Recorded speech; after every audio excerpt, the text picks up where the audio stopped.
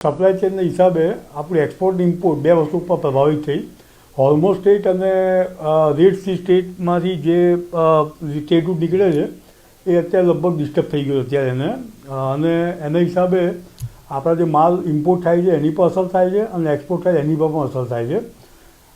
ઓઇલની વાત કરીએ તો આપણું 20% ઓઇલ કે જે આપણું હોર્મોઝ ઓઇલથી હોર્મોઝ સ્ટેટમાંથી આપણે આવે છે, ડિસ્ટર્બથી બાજુ ઓઇલના ભાવ થઈ ગયા $115 બેરલ, લગભગ $70 આજે $115 જેટલો ઉછાળો આવી ગયો. એનું કારણ પાછળનું કારણ આ જ છે, ડિસ્ટર્બન્સ, સપ્લાય ચેન ડિસ્ટર્બન્સ છે. આપણે ઈરાનમાંથી એટલું બધું ઓઇલ મંગાવતા નથી, પણ ઈરાન સિવાય જે ગલ્ફ કન્ટ્રી એમાંથી ઓઇલ મંગાવીએ છીએ.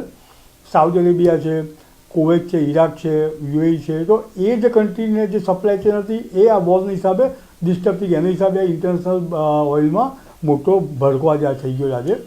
બીજું ખાસ નિકાસની વાત કરીએ તો આપણું ઘણું મોટું મસાલાનું માર્કેટ, બહુ મોટું માર્કેટ આપણું ગલ્ફ કન્ટ્રી છે. આપણા મસાલા, સીડ્સ મસાલા, ગુજરાત સીડ્સ મસાલા બહુ મોટું, one of the big exporter છે સીડ્સ મસાલા. સીડ્સ મસાલા એટલે વલિયાળી આવી, જીરું આવ્યું, ઈસબગુલ આવ્યું, એનું બહુ મોટું માર્કેટ ઇન્ડિયામાંથી, ગુજરાતમાંથી, ઊંઝામાંથી, ગોંડલમાંથી આપણું એક્સપોર્ટ થાય, એની એ પણ પ્રભાવિત થયું. આના હિસાબે ઘરની વીજળી સ્વયં બનાવવા આજે સે સોલારનો સંપર્ક કરો.